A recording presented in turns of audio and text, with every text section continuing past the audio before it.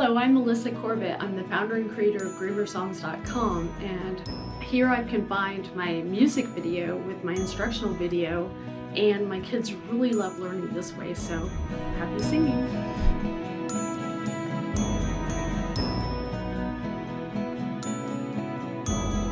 If you want your reader understanding what you say, complete sentences will get you on your way. Subjects and predicates must always be combined to convey to your reader all the thoughts you had in mind.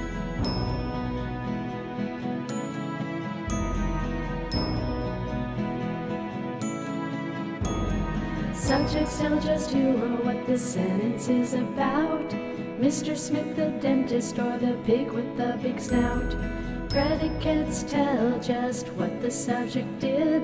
Took a walk, pulled out a tooth, or slobbered on a kid.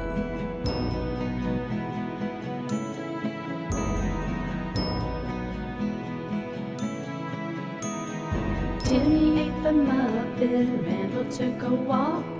Abby bought a goldfish, her mother was in shock. The teacher read a chapter book, the brown dog ate a bone. The mean lady yelled and screamed, the man hung up the phone.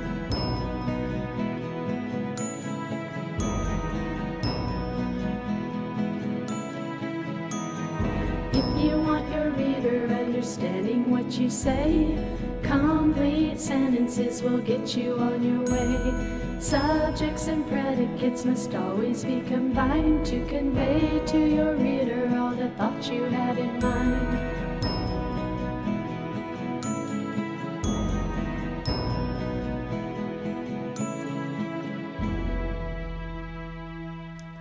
Identifying subjects and predicates at Grammar Songs by Melissa. We use complete sentences every day when we read, speak, and write. Complete sentences help us communicate in a way that enables us to understand each other's thoughts and ideas. Complete sentences are made up of two parts called the subject and the predicate. The subject tells who or what the sentence is about. The predicate tells what the subject does or is. In the sentence, Mary went to the store, the subject, Mary, is who the sentence is about. Went to the store is the predicate because it tells what Mary, the subject, did. It's important to note that the predicate usually begins with the verb and includes the rest of the sentence. Remember, the subject tells who or what the sentence is about. The subject can be a noun, proper noun, or pronoun. The predicate tells what the subject does or is. The predicate usually begins with a verb. Let's practice identifying the subject and predicate in some complete sentences. The little gray bunny ate the orange carrot. First, let's find our subject. Who or what is this sentence about? Well, when I read this sentence, I get a picture in my head of a little gray bunny. The little gray bunny is my subject. A bunny is a noun. Now I need to find my predicate.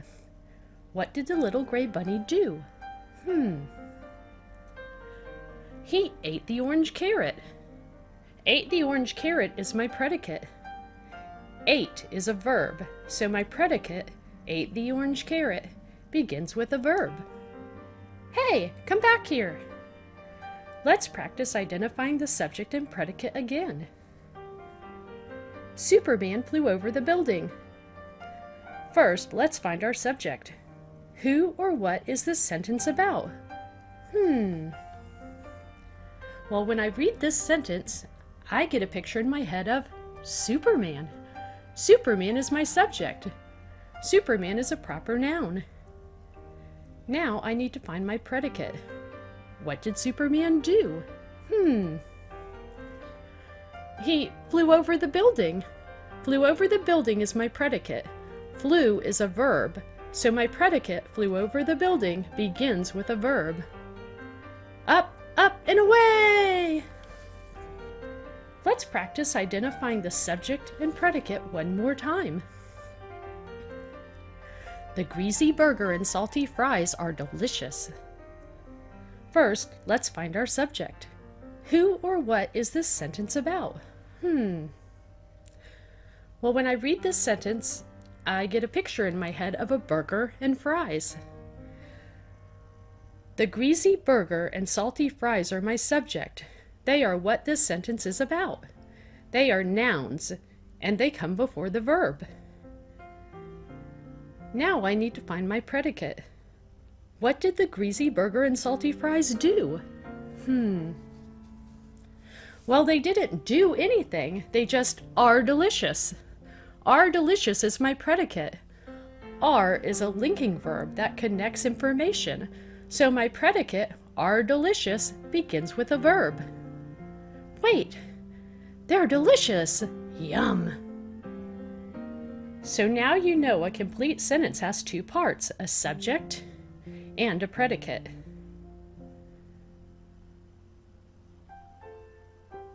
You, subject, did a great job, predicate.